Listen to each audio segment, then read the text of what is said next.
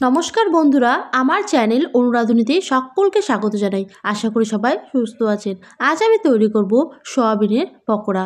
এই রেসিপি বাচ্চা থেকে বড় সবাই খুব পছন্দ করে। বিকেলে স্ন্যাক হিসাবে এই রেসিপি তৈরি করতে পারেন। আমি এই রেসিপি তৈরি করার জন্য কিছু পরিমাণ নিয়ে নেব সয়াবিন। সয়াবিনগুলো আমি গরম জল দিয়ে কিছুক্ষণ ভিজিয়ে রাখব। কিছুক্ষণ সয়াবিনগুলো ভিজিয়ে রেখেছিলাম। দেখুন বন্ধুরা, সয়াবিনগুলো ফুলে ফেঁপে উঠেছে। এবারে আমি সয়াবিন থেকে যে এক্সট্রা জল সেটা চেপে চেপে বের করে নেব। বন্ধুরা, আমার এই রেসিপি ভালো লাগলে ভিডিওটাকে একটা লাইক করবেন, বাড়িতে ট্রাই করে কমেন্টে অবশ্যই জানাবেন, আর চ্যানেলটাকে সাবস্ক্রাইব করে পাশে থাকার অনুরোধ রইল।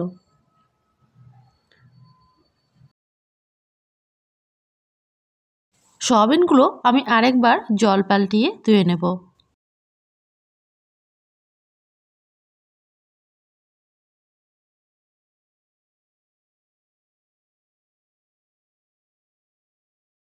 খুব ভালোভাবে চেপে চেপে এক্সট্রা জলটা বের করে নেব।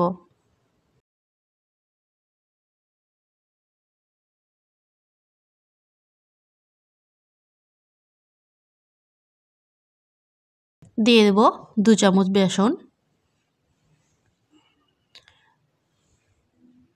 2 চামচ কর্নফ্লাওয়ার। কর্নফ্লাওয়ার পরিবর্তে আপনারা চালের গুঁড়ো ব্যবহার করতে পারেন। আদা রসুন বাটা, পরিমাণ মতো নুন, হলুদ গুঁড়ো, জিরে গুঁড়ো, লঙ্কার গুঁড়ো, চাট মশলা, 1 চামচের মতো সয়া সস, আর খুব সামান্য পরিমাণ বেকিং সোডা। খুব ভালোভাবে মেখে নেব। এখানে কোনো রকম জল ব্যবহার করব না। আমার মাখানো কমপ্লিট। এবারে ভেজে নেব। কড়াই ভালোভাবে গরম করে তাতে দিয়ে দেবো সাদা তেল। তেল গরম হয়ে গেলে এক এক করে সয়াবিনগুলো দিয়ে ভালোভাবে ভেজে নেব।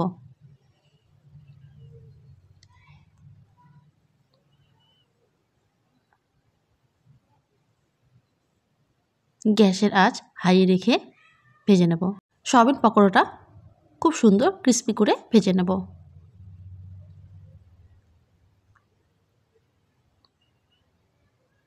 আমার ভাজানো হয়ে গেছে, তুলে নেব।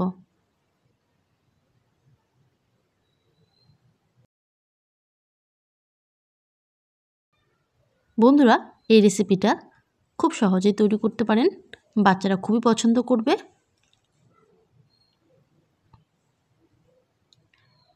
একই পদ্ধতিতে পরের পকোড়াগুলো ভেজে নেব।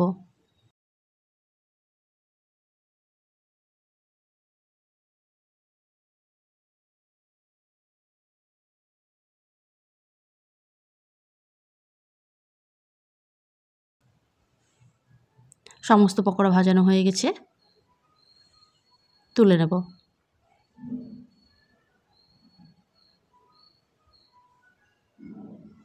দেখুন বন্ধুরা, খুব সহজেই আমি সয়াবিন পকোড়া তৈরি করে ফেললাম। আপনারাও এই রেসিপি তৈরি করবেন, ভালো লাগবে।